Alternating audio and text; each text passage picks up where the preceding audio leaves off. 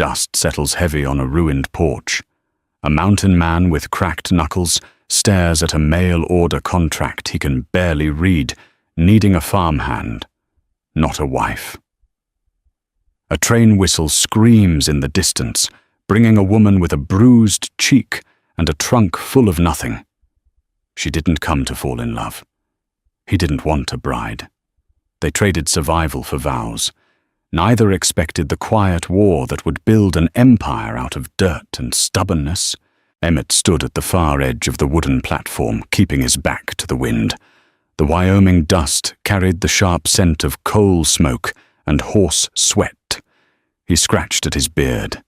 It was a thick, unruly mass, smelling faintly of pine resin and the skinned rabbit he'd roasted 2 days ago. He didn't belong in town. He belonged up the ridge where the air was thin and a man only had to answer to the weather. Instead, he was here clutching a piece of paper that felt entirely too flimsy to dictate his life. The train hissed bleeding steam over the tracks. Heavy iron ground against iron, an agonizing squeal that made Emmett's jaw clench. Passengers began to step down. A traveling salesman in a cheap wool suit, a family of 4 coughing into handkerchiefs, and then her. The agency letter had said her name was Nora. That was all he cared to remember. Emmett stepped forward, his heavy boots thudding against the planks. She wasn't much to look at. Not that he was looking for a prize heifer. She wore a drab grey dress that had been washed so many times the hem was fraying into grey threads. A faded bonnet hid most of her hair, but her face was exposed to the harsh, midday sun. She had a faded bruise high on her left cheekbone. The skin there was yellowing, blending into a spray of pale freckles. She stood beside a single leather trunk, her hands folded in front of her. Her knuckles were swollen. Red. Those were working hands. Good. Emmett stopped 2 feet away. He towered over her, a massive wall of deer hide and unwashed flannel. He didn't take his hat off. "You Nora?" She tilted her head up. Her eyes were a flat, stony brown. No fear. No relief. Just a hollow exhaustion. "I am. Are you Mr. Cole?" "Emmett!" He didn't offer a hand. He pointed a thick, calloused finger at the trunk. "That everything—" "Yes." Emmett bent down and hoisted the trunk onto his shoulder. It was pitifully light. It shifted against his collarbone, making a hollow thud. He turned on his heel and started toward the wagon without another word. He didn't look back to see if she was following. He heard the uneven scuff of her worn boots on the dirt behind him. The wagon was hitched to a sway-backed roan that looked as miserable as Emmett felt. He tossed the trunk into the bed. It landed with a dry clatter against a pile of rusted fence wire and half-empty burlap sacks of feed. "Climb up," he muttered. Nora stared at the high wooden bench. There was no step. She grabbed the iron handle, her knuckles turning white, and hauled herself up. Her skirt hitched up, revealing a scuffed leather lace-up boot. Emmett didn't offer to help. He swung himself up beside her, the wagon groaning under his weight, and slapped the reins against the roan's rump. The ride was silent. The plain stretched out around them, a bleached ocean of dead grass and dry sagebrush. The sun beat down, baking the silence into something hard and brittle. Emmett kept his eyes on the rutted road. He hated this. He hated the proximity. He could smell her lye soap and old sweat, a sharp, nervous scent. He hadn't wanted a wife. The agency had insisted. "A single man cannot manage a dairy contract, Mr. Cole. The bank requires a family unit to secure the loan." His uncle had left him the homestead, 50 head of dairy cows, and a mountain of debt. Emmett knew how to track an elk through a blizzard. He didn't know a damn thing about milking, churning, or mending fences, but he refused to lose the land to the bank. It was his, the only thing in this world with his name on it. So he bought a woman. "The letter said you had a functioning dairy," Nora said. Her voice was scratchy raw from the train's soot. I have cows, Emmett replied, his voice a low rumble. Functioning is a strong word. She turned her head to look at him. He felt her gaze mapping the sharp lines of his profile. The grime settled deep into the creases of his neck. What does that mean? Means my uncle died drunk in a ditch 6 months ago. Means I came down from the high country a month ago to find half the herd starving and the barn roof caved in. Emmett didn't look at her. He spat a stream of tobacco juice over the side of the wagon. You know how to milk, I know how to work. Good, because you ain't here to look pretty. The words were harsher than he intended. A defense mechanism. He waited for the tears. The women in the settlements always cried when men spoke rough to them. Nora didn't cry. She stared straight ahead at the dusty horizon. Mr. Cole, she said, her tone deadpan. If I cared about looking pretty, I wouldn't have married a man who smells like a rotting carcass through the mail. Emmett's hands tightened on the reins. He blinked. A muscle feathered in his jaw. He didn't smile, but a strange, abrupt huff of air escaped his nose. It wasn't quite a laugh. They turned off the main road onto a deeply rutted dirt path. The homestead appeared over a low rise. It was a disaster. The house was a sagging 2-story structure of weathered, unpainted wood. The porch drooped on one side like a broken jaw. To the left, the massive timber barn leaned precariously, several of its roof slats missing, exposing the dark ribs of the rafters. The corral was a sea of churned, dried mud, and standing in it were 30 or so Holsteins, their hip bones jutting sharply against their black and white hides. Nora didn't gasp. She didn't complain. She just looked at the ruin. Home, Emmett grunted, pulling the horse to a halt. The first morning started in the pitch black. Emmett kicked the iron stove in the kitchen to rattle the ashes down, tossing in 2 split logs. The house was freezing. The wind howled through the gaps in the window framing. He didn't bother checking if Nora was awake. If she couldn't get up at 4 in the morning, she was useless to him. He walked out to the barn, the cold biting at his exposed neck. The smell hit him before he even slid the heavy wooden door open. Ammonia, wet, rotting straw, sour milk. It was a physical wall of stench. Emmett hated the barn. It felt like a cage. He lit the kerosene lantern, the yellow light flickering over the stalls. The cows shifted nervously, lowing in deep, distressed tones. Their udders were tight, painful. Emmett grabbed a tin bucket and a wobbly 3-legged stool. He hated milking. His hands were too big, his grip too clumsy. He always pulled too hard, and the cows knew it. He sat beside a large, irritable cow, missing half her left ear. He grabbed a teat and pulled. Nothing. He yanked harder. The cow snorted, shifting her massive weight, and kicked backward. A muddy hoof caught the rim of the bucket, sending it clattering across the wooden floorboards. "Damn it to hell!" Emmett roared, standing up and kicking the stool. It splintered against the stall wall. Yelling at them won't make the milk drop. Emmett spun around. Nora stood in the barn doorway. She wore one of his old oversized flannel shirts over her grey dress, the sleeves rolled up past her elbows. Her hair was tied back in a tight, severe knot. In the lantern light, the bruise on her face looked like a dark shadow. "I didn't ask for your opinion." Emmett snapped, his chest heaving. He felt a hot flush of embarrassment. He was a mountain man. He survived grizzlies and avalanches. Being bested by a bovine infuriated him. Nora ignored his anger. She walked past him, picking up the dented bucket. She didn't flinch at the smell of the barn, though Emmett saw her nose wrinkle slightly. She approached the 1-eared cow. "Move," she said quietly to Emmett. He scowled, crossing his thick arms, but took a step back. "She's a kicker. Mean as a snake." Nora didn't reply. She laid a hand on the cow's flank, right near the hip. She didn't pet the animal.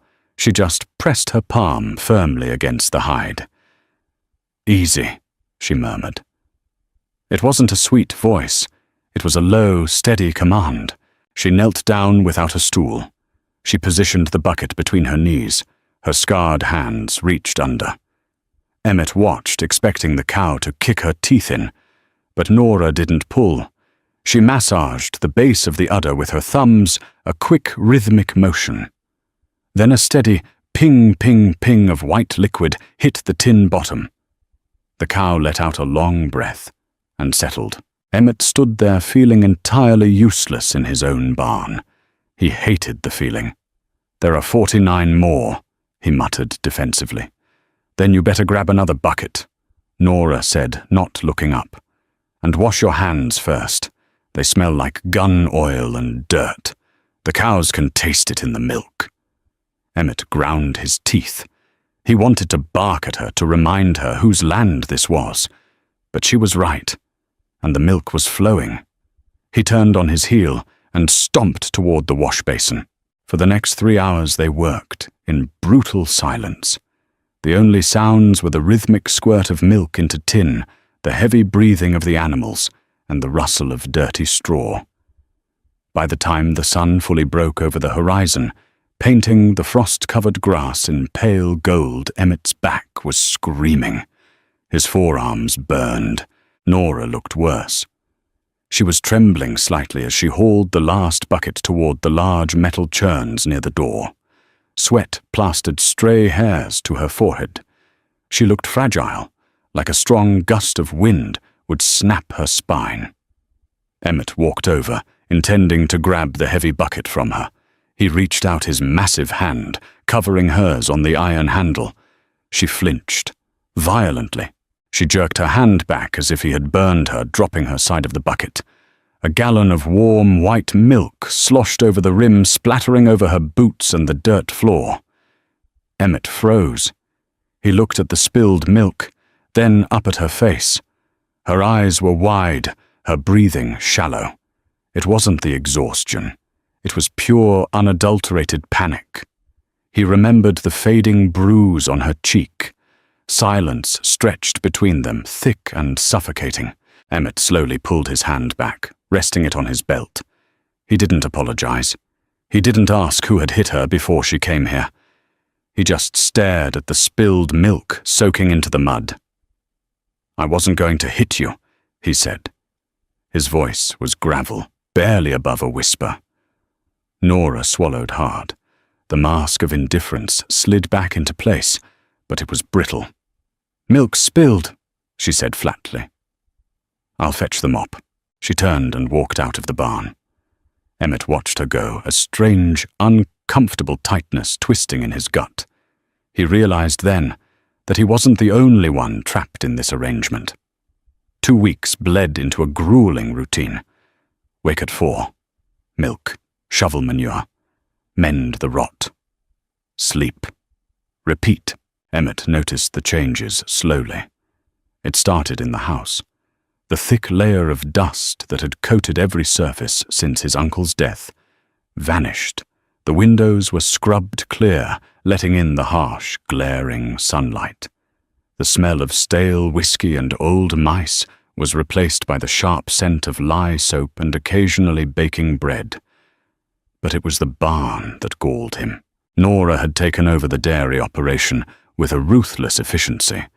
She reorganized the stalls. She rationing the feed, mixing in molasses she'd found in the cellar to stretch the oats.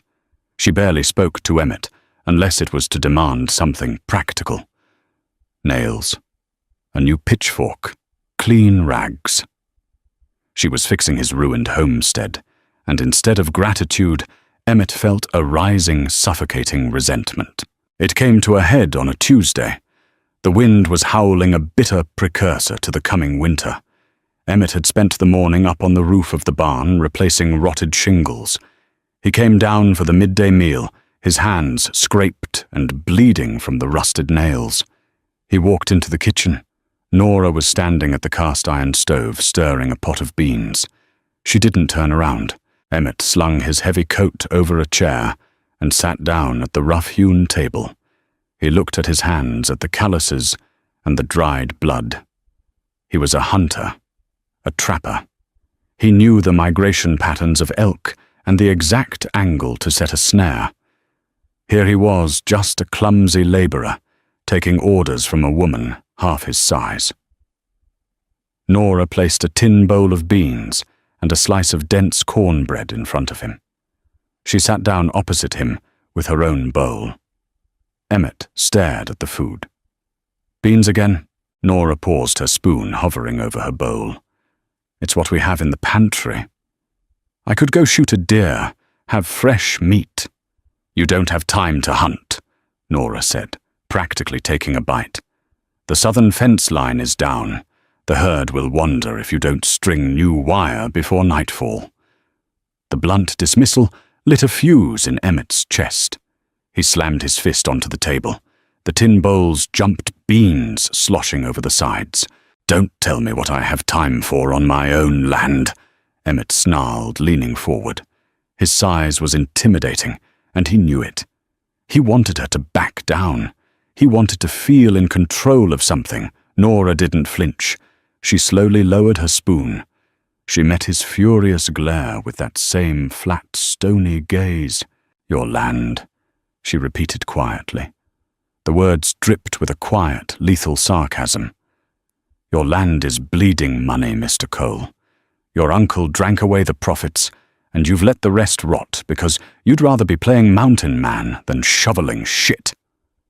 I've been working myself to the bone, Emmett shouted, standing up his chair, scraping violently against the floorboards. So have I. Nora fired back, her voice finally cracking with a sudden raw emotion. She stood up, too, leaning over the table. Look at my hands, Emmett. Look at them. She shoved her hands out toward him. The knuckles were split and bleeding. Deep, angry cracks lined her palms from hauling coarse ropes and freezing buckets. The fingernails were chipped to the quick. I am not your enemy. Nora said, her voice shaking now, a desperate, angry tear finally escaping the corner of her eye. She angrily wiped it away with the back of her wrist. I am trying to save this place so I have a roof over my head. Because if this farm fails, you go back to the mountains. You survive. I go back to the gutters. And I refuse to go back. Emmett stared at her hands. The anger drained out of him, leaving behind a cold, heavy shame. He looked at the bleeding cracks in her skin, realizing she hadn't complained once. Not once. He slowly sank back into his chair. The silence in the kitchen was heavy, broken only by the whistling wind outside and Nora's ragged breathing. Emmett reached into his pocket. He pulled out a small round tin. He slid it across the wooden table toward her. It bumped gently against her tin bowl. Nora looked down at it. What is that?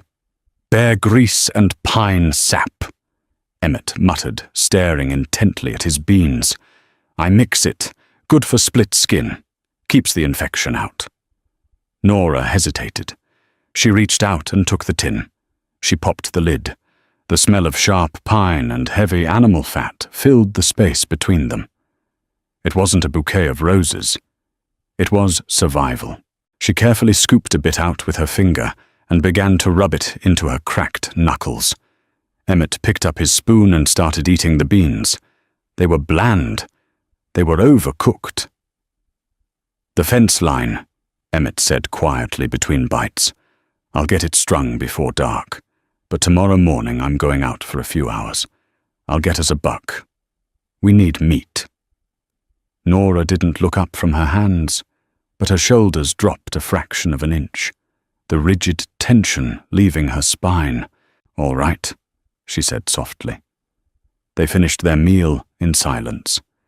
It wasn't a comfortable silence, but the hostility had bled out of it. They were just two exhausted people, reeking of sweat and smoke, sitting at a battered table, realizing that the war wasn't between them. The war was against the winter, the dirt, and the debt. And for the first time, Emmett thought they might actually win. Winter did not arrive with a gentle frost. It hit the Wyoming basin like a swinging hammer. By mid-November, the sky turned a bruised, permanent gray. The wind sweeping down from the Bighorn Mountains carried microscopic shards of ice that tore at exposed skin. The mud of the corral froze solid, turning the deep hoof prints into ankle-breaking iron traps. Every morning, Emmett woke to a skim of frost coating the inside of the bedroom window. Every breath he took in the dark house plumed in the freezing air. Survival became a microscopic focus. There was no grand vision for the farm anymore. There was only the next hour. Emmett dragged himself out of his cot at 3:30. His joints ached. His lower back, a knot of tight, angry muscle, protested every movement. He pulled on layers of stiff, unwashed wool and leather, his breath whistling through his nose. When he walked into the kitchen, the iron stove was already ticking. Heat radiated from its black belly. Nora was at the table. She wore his oversized coat, the sleeves rolled thick around her wrists. She was hacking at a frozen loaf of bread with a heavy butcher knife. She didn't look up as he entered. She just pushed a cracked ceramic mug across the rough wood. It was chicory, bitter, thick, and scalding hot. Emmett took it in his scarred hands, letting the heat seep into his calloused palms. He drank it black.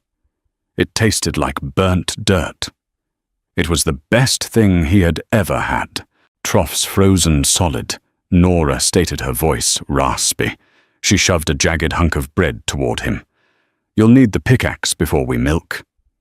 Emmett grunted in acknowledgement. Words cost energy. He chewed the bread. It was hard enough to crack a tooth, but it filled the hollow ache in his gut. The barn was a different kind of cold. The heat of 50 massive animals raised the temperature slightly, but it also trapped the moisture. Condensation dripped from the rafters, freezing into dirty icicles. The smell of ammonia was suffocating, trapped beneath the low roof. They worked in a tight mechanical rhythm. Break the ice, pitch the hay, shovel the manure before it froze to the floorboards. Then the milking. Nora's hands were raw, the skin peeling around her cuticles despite the bare grease. Emmett watched her from the corner of his eye as he stripped a stubborn Holstein. She didn't stop. She didn't complain. She just breathed in shallow, rhythmic gasps, her head pressed against the flank of the cow for warmth. The crisis hit on a Tuesday. The wind was screaming outside, throwing dry, powdery snow against the barn walls with the sound of shotgun pellets. Emmett was at the far end of the barn repairing a latch when the sound cut through the gale. It was a low, guttural bellow, not a moo of hunger, a sound of raw, tearing pain. He dropped his wrench and moved. Nora was already there, kneeling in the straw of the maternity stall. A large black and white heifer was down on her side, her chest heaving violently. A thick rope of bloody mucus trailed onto the frozen floor.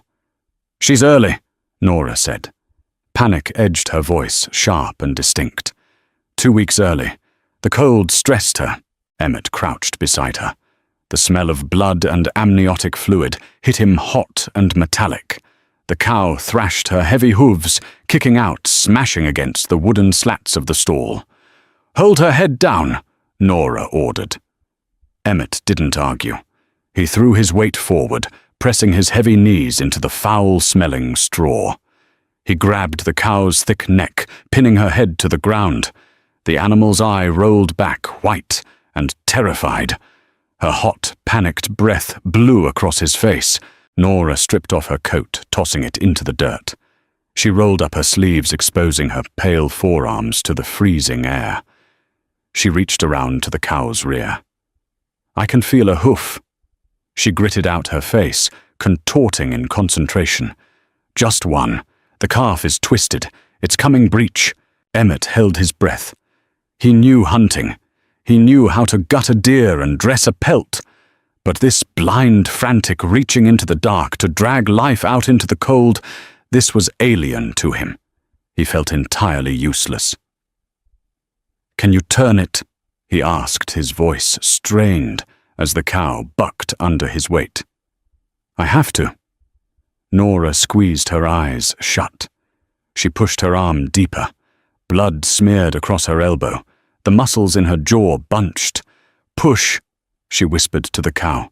"Come on, push." The cow groaned, a terrible vibrating sound.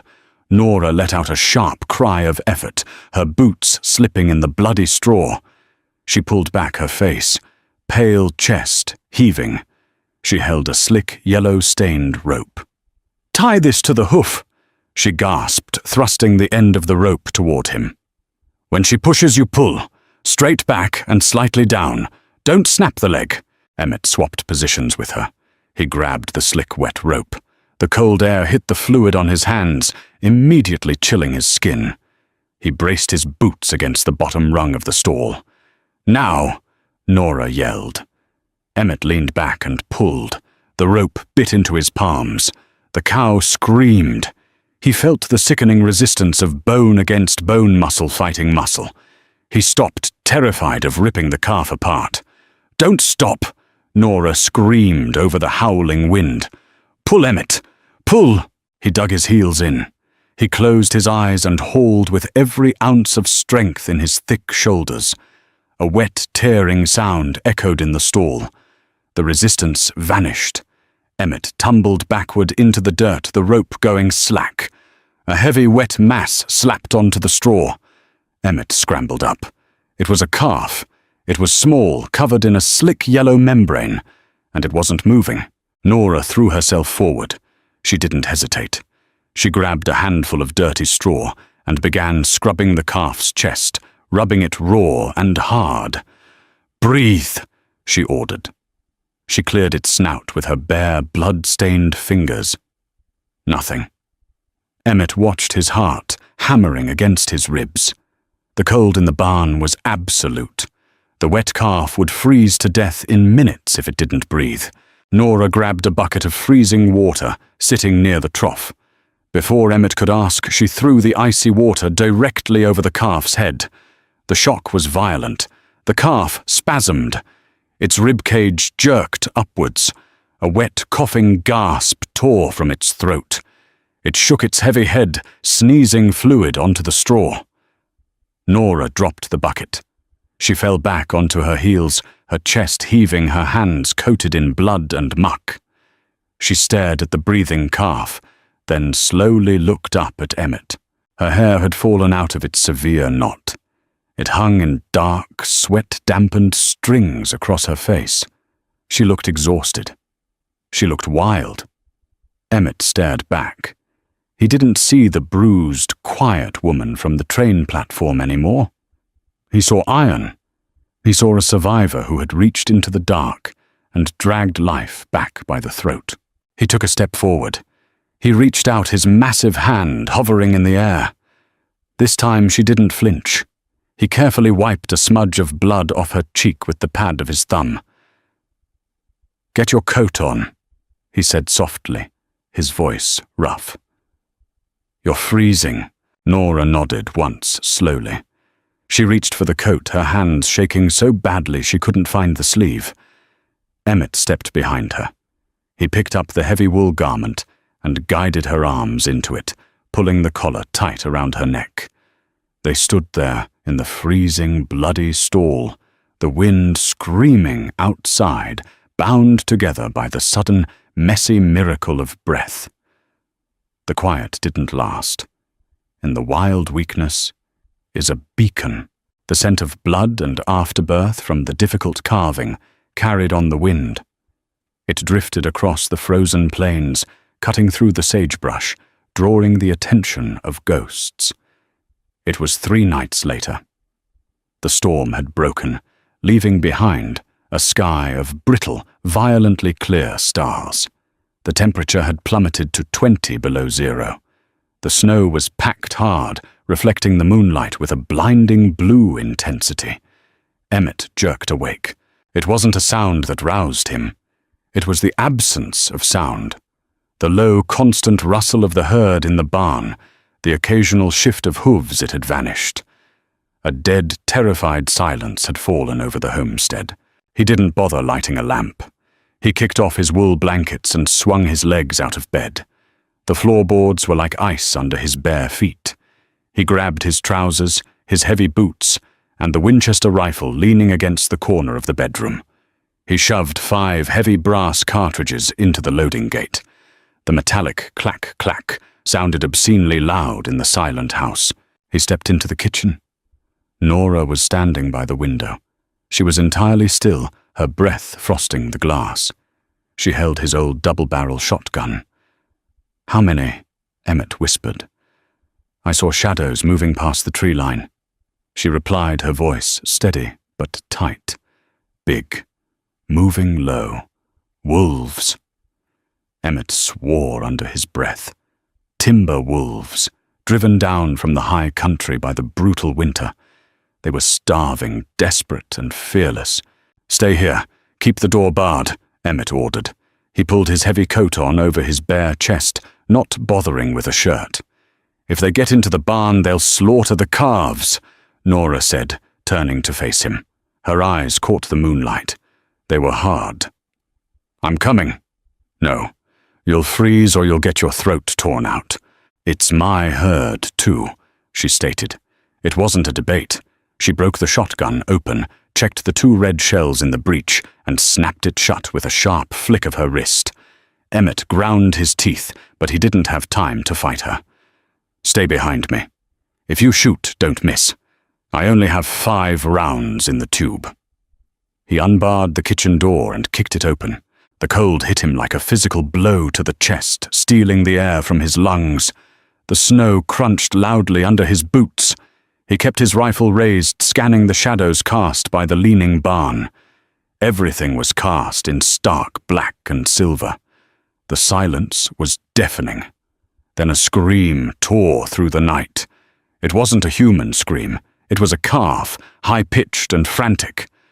"They're in the corral!" Nora yelled, sprinting past him. "Nora, wait!" Emmett roared, surging forward. The snow dragged at his boots.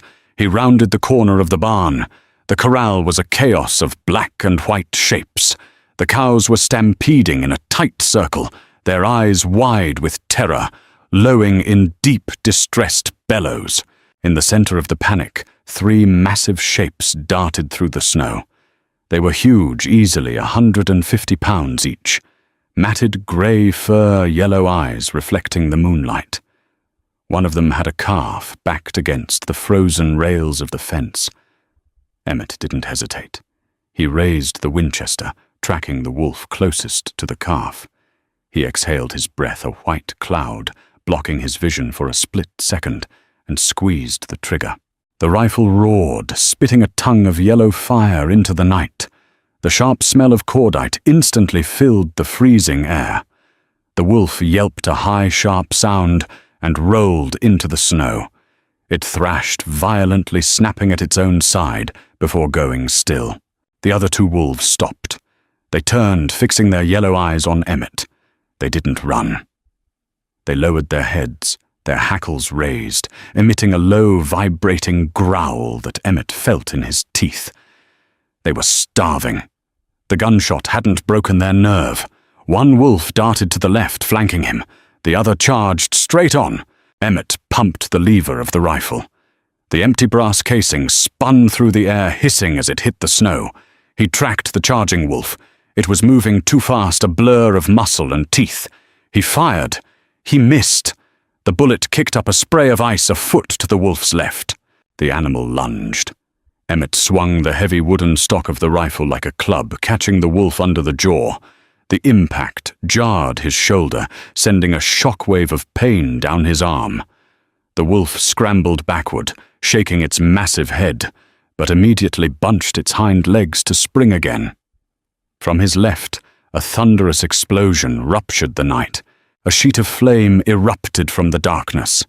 The flanking wolf, the one Emmett had lost track of, was thrown sideways by the blast of buckshot, a spray of dark crimson painting the pristine snow. Emmett spun around. Nora stood 10 feet away. The heavy shotgun was still pressed to her shoulder, smoke curling from the right barrel.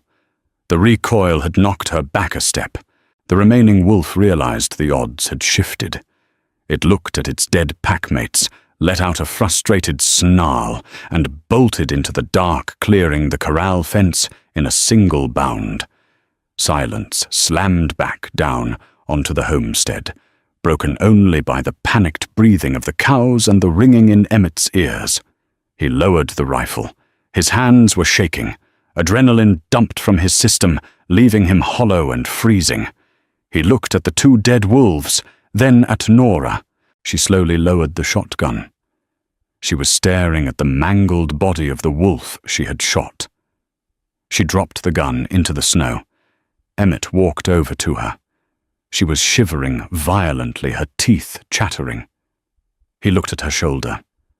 The recoil of the heavy 12-gauge, fired by someone who barely weighed 110 pounds, had done damage. "Let's get inside," Emmett said gruffly.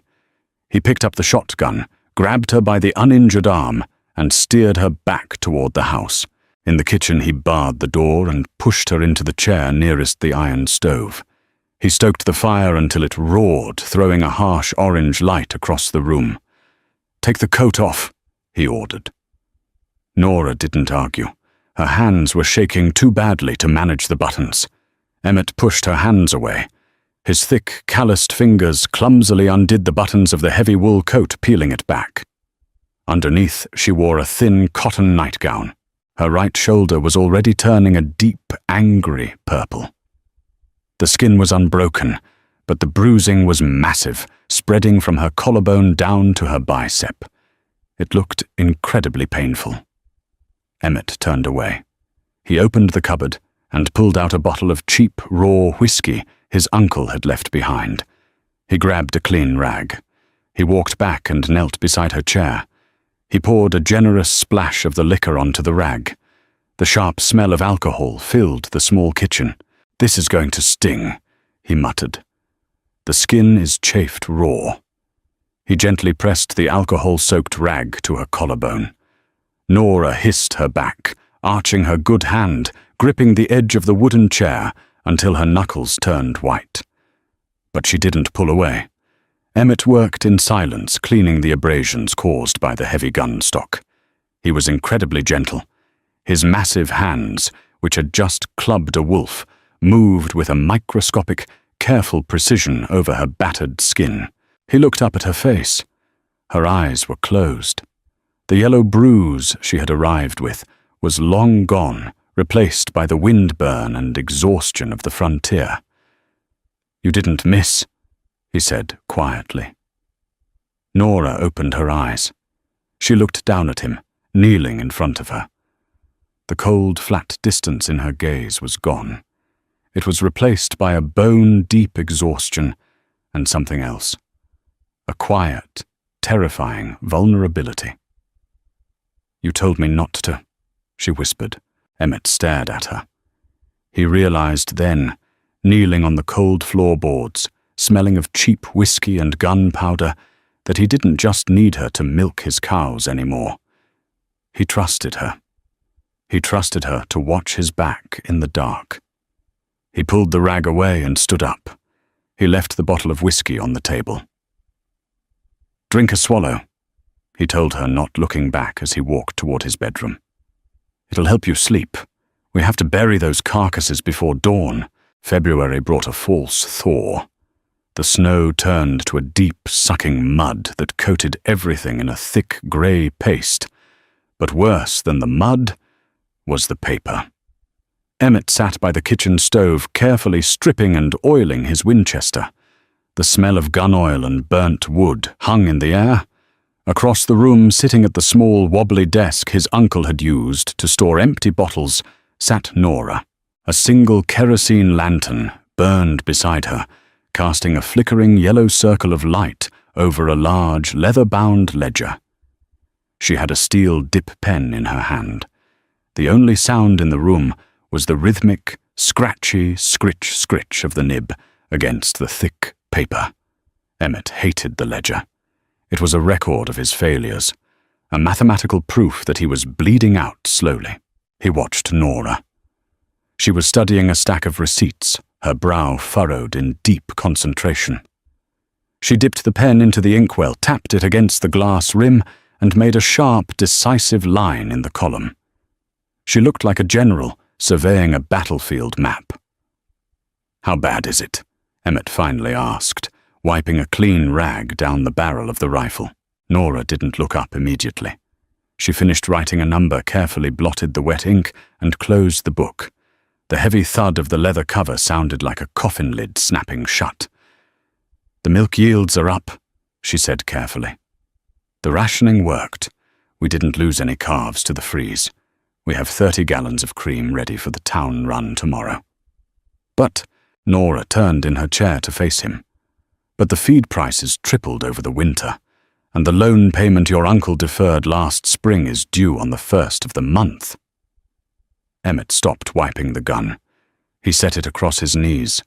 He knew exactly what she was saying. "We don't have it. We have half of it."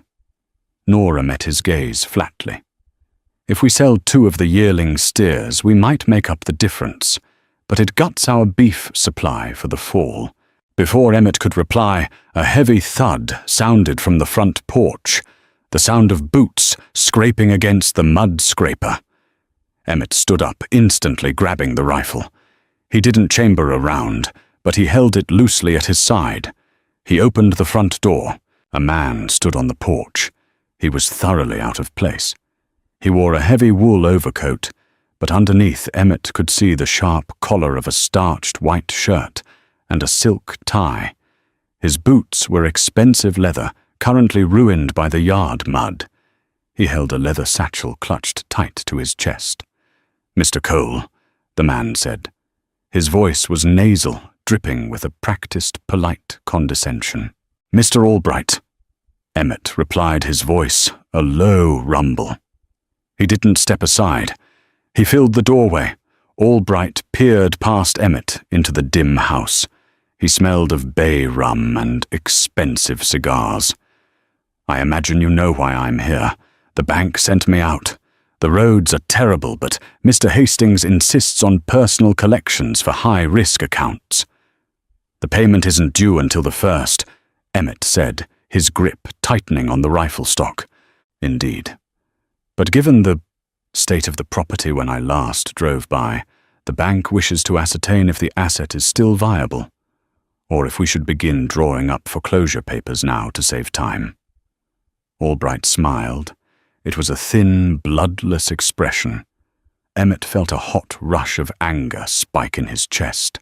He wanted to grab the little man by his expensive collar and throw him into the mud trough. He took a half-step forward, his jaw clenched tight. "Mr. Albright," the voice came from behind Emmett. It was calm, cold, like lake ice.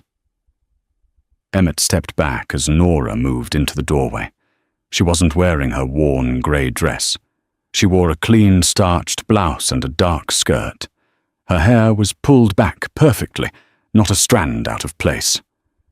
She looked completely different from the woman covered in blood and afterbirth in the barn. She looked formidable. Albright blinked, taken aback.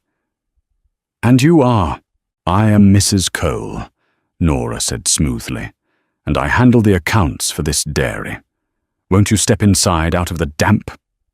She didn't wait for his answer. She turned and walked back to the desk. Albright hesitated, looked nervously at the rifle in Emmett's hand, and then stepped into the kitchen. Nora sat down at the desk. She didn't offer Albright a chair. She simply opened the heavy ledger. "You mentioned assessing the viability of the asset," Nora said, not looking at him, her finger tracing down a column of neat black ink. "Let me save you the trouble." She spun the heavy book around and pushed it to the edge of the desk. Albright stepped forward, adjusting his wire-rimmed spectacles. He peered at the numbers, his brow furrowed. These yield numbers. They can't be correct. You have a herd of 50. You're showing output for 70. I optimized the feed ratio with molasses and sorted the herd by lactation cycles to maximize parlor time, Nora stated flatly. Our output has increased 20% since November, despite the freeze. Albright looked up, staring at her in shock. And the calf survival rate, 100%, including a premature breech birth. Nora leaned back in her chair. She folded her scarred, calloused hands in her lap. They were the only unrefined thing about her in that moment.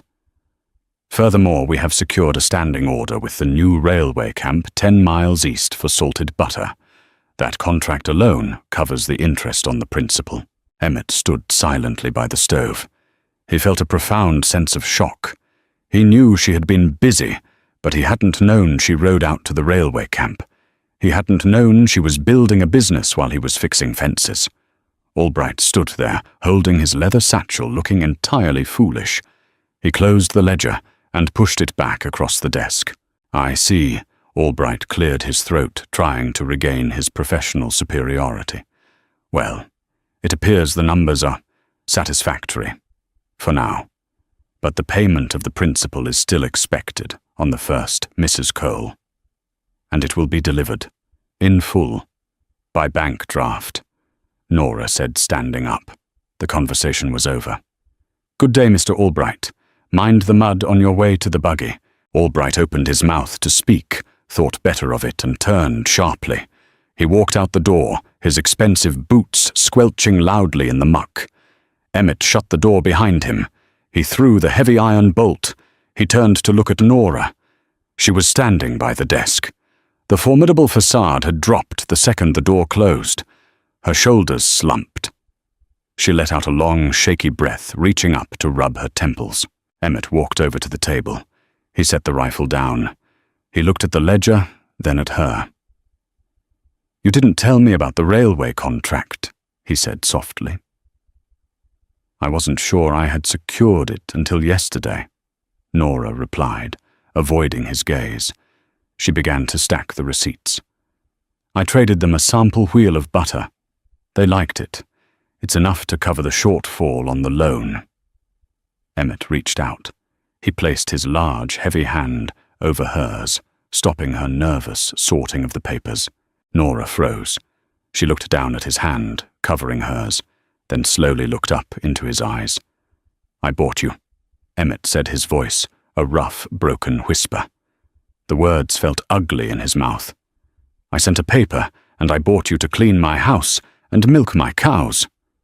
Nora's jaw tightened. I know. I was a fool. Emmett didn't move his hand. The warmth of her skin bled through the scars on his knuckles. I didn't buy a farmhand. I married a partner. He saw the subtle shift in her expression. The tight, defensive wall she carried around her heart cracked just a fraction.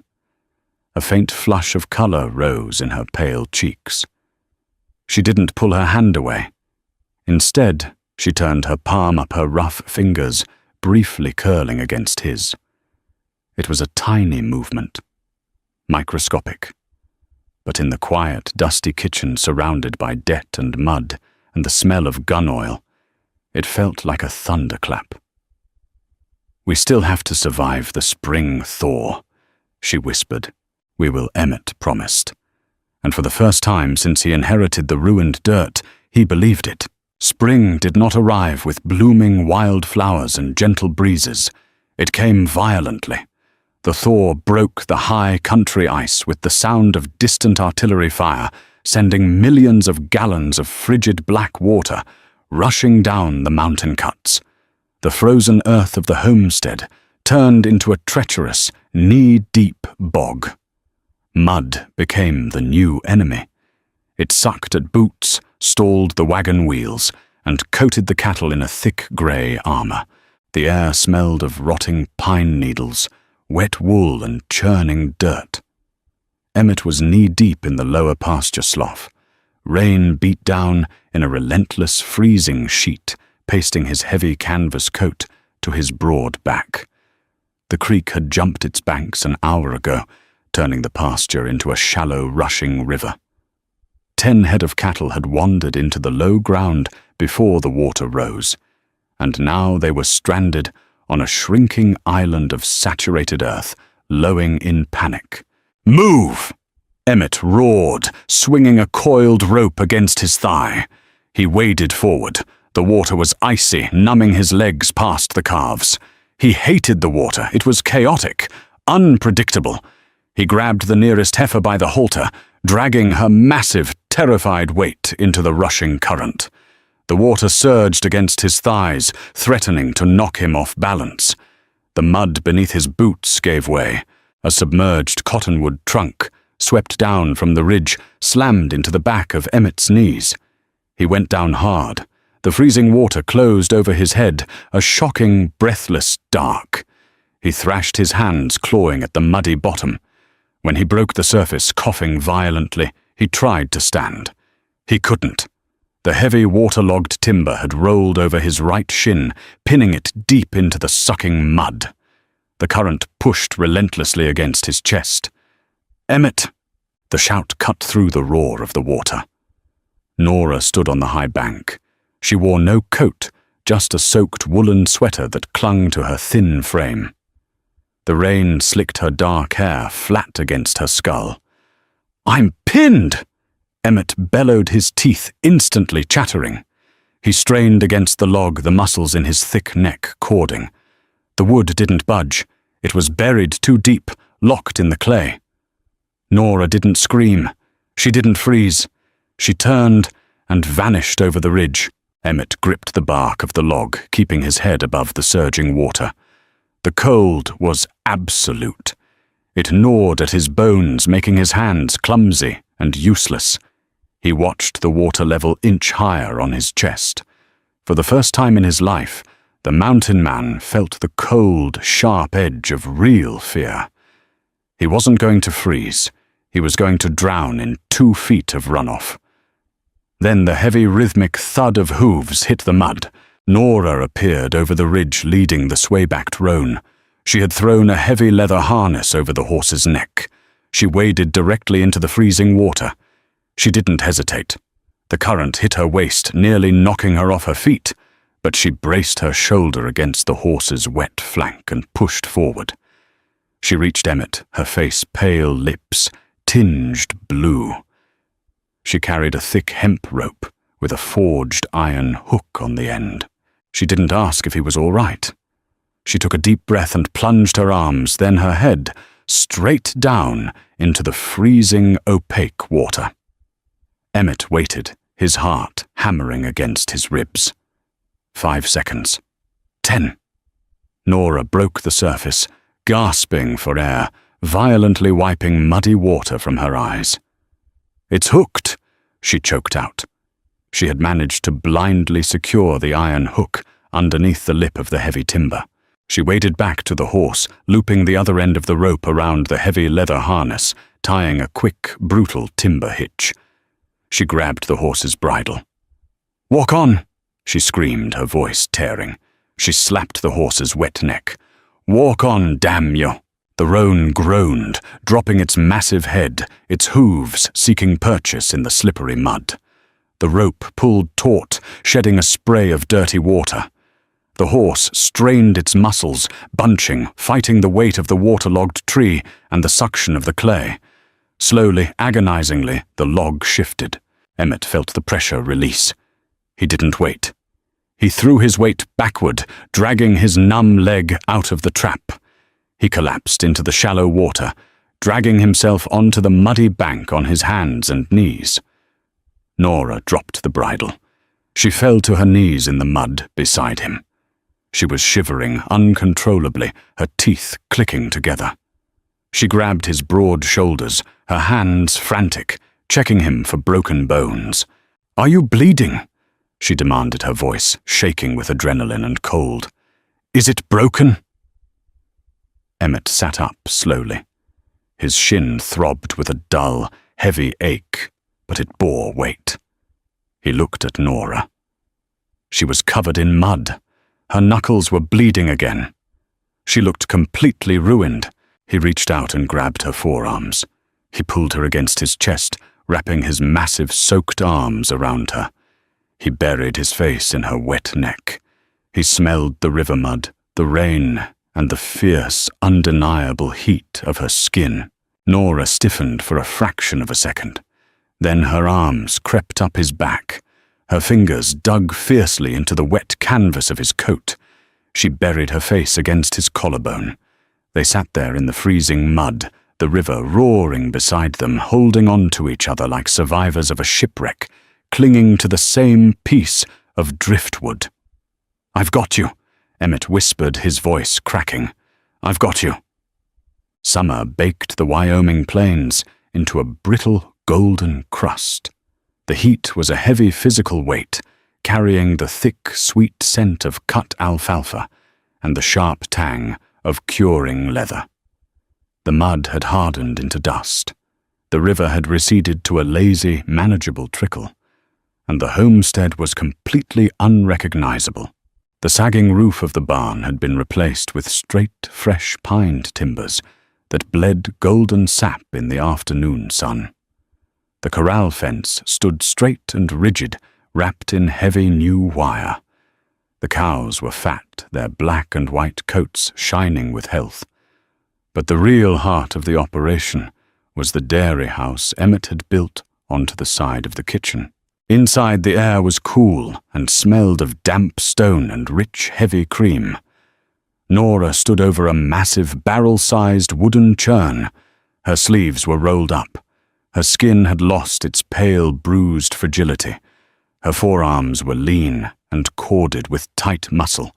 Her face was tanned, the spray of freckles across her nose standing out starkly against her brown skin. She plunged the heavy wooden dasher down in a steady, hypnotic rhythm. Thump slap. Thump slap. Emmett leaned against the doorframe, watching her. He held a tin cup of water, but he wasn't drinking. He was just looking. The bank draft had been sent 2 months ago. The debt was gone. His uncle's ghost had been finally permanently excised from the property. They owned the dirt outright. They had money in a lockbox under the floorboards. The desperate panic that had defined their first 6 months together had evaporated. But in its absence, a new heavy tension had settled over the house. It was a quiet, suffocating awareness of each other. The survival contract was fulfilled. Neither of them had spoken about what came next. Nora stopped churning. She wiped the sweat from her forehead with the back of her wrist, leaving a faint streak of white cream near her hairline. She looked up and caught him staring. She didn't look away. The stony, flat shield she used to carry in her eyes was gone. In its place was a cautious, waiting warmth. "The railway camp sent a rider this morning," Nora said, her voice steady. "They want to double the order for salted butter, and the mercantile in town wants exclusive rights to our heavy cream. We have the yield for it," Emmett replied, his voice a low rumble. He stepped into the cool dairy house. He set the tin cup down on the stone counter. He walked over to her. He was still massive, still rough-hewn, smelling of horse sweat and sun-baked earth, but the wild, cornered animal edge had worn off him. He stopped inches away from her. He reached out. His thick, scarred thumb brushed the streak of cream from her temple. His touch was painstakingly gentle. Nora's breath hitched. She didn't pull away. She tilted her face, just slightly, leaning into the warmth of his rough palm. "I built something," Emmett muttered. He dropped his hand, suddenly awkward. Nora blinked. "What?" "Out front." He turned and walked out of the dairy house. Nora followed him, wiping her hands on her apron. She stepped out onto the porch. The broken, drooping jaw of the old wood had been ripped away entirely. In its place was a wide, sturdy veranda made of planed oak. But that wasn't what Emmett was pointing at. Parked near the hitching post was the old farm wagon. It had been scrubbed clean and bolted to the side right beneath the high wooden bench where she had struggled to climb on her very first day was a wide iron-wrought step. It was perfectly placed. Nora stared at the iron step. The afternoon sun baked the dirt yard into a silent, shimmering haze. It was a piece of metal. But to Nora it was a profound, staggering declaration. It meant he remembered. It meant he watched her. It meant he saw the quiet struggles she thought she hid so well, and he cared enough to fix them. She turned to look at Emmett. He was standing on the porch, his thumbs hooked into his suspenders. He was looking at his boots, a faint, embarrassed flush creeping up his thick neck. Nora walked up the porch steps. She didn't stop until she was standing flush against his chest. Emmett looked down. Nora reached up, gripping the rough canvas of his work shirt. She pulled him down. The kiss was not graceful. It was clumsy, an abrupt collision of teeth and hesitation. Emmett froze for a split second, entirely shocked before his massive hands came up, gripping her waist with a desperate, overwhelming intensity. He kissed her back hard and deep. He tasted of black chicory and salt sweat. She tasted of fresh milk and summer heat. There was no sweeping romance. There were no violins. Just the sound of the wind rattling the dry sagebrush and the heavy, ragged breathing of two people who had fought a war against the dirt and finally found a place to rest. When they finally pulled apart, Emmett rested his forehead against hers. His hands were shaking slightly where they gripped her waist. "You don't have to stay because of the contract," he whispered, roughly, the words tearing out of him. "The debt is paid. If you want to go to the city, I'll give you half the lockbox." Nora's hands slid up to frame his bearded, grimy face. She looked at him with an absolute, terrifying certainty. "Emmett Cole," she said softly, her thumb tracing the scar on his jaw. "I didn't break my back, turning this ruin into a fortress just to hand it over to someone else. This is my home, and you're my husband. I'm not going anywhere." Emmett closed his eyes, letting out a long, shuddering breath that seemed to empty his lungs of a year's worth of fear. He wrapped his arms around her, burying his face in her dark hair, anchoring himself to the only solid thing in his world.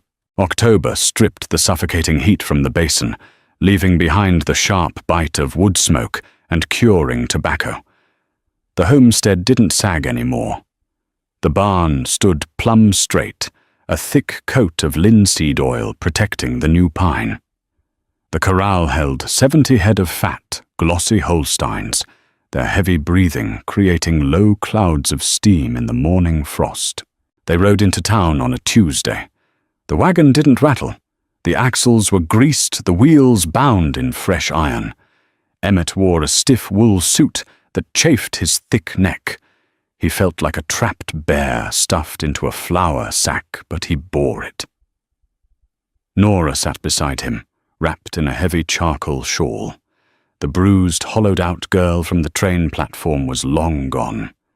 In her place sat a woman with sun-baked skin and eyes that commanded the dirt she walked on. They didn't stop at the mercantile. They walked straight into the bank. The air inside smelled faintly of floor wax and stale cigars. Mr. Albright, the man who had once sneered at their mud, stood behind the mahogany counter. He didn't sneer today. He pulled off his wire-rimmed glasses and offered a tight, nervous smile, his eyes darting to the heavy leather ledger tucked under Nora's arm. "The deed for the Southern Ridge, Mr. Cole," Albright said, sliding a thick parchment across the polished wood. 300 acres. Paid in full by bank draft. Emmett stared at the paper. It represented grazing land timber and a future that didn't involve starving in the snow. He didn't pick up the silver dip pen resting in the inkwell.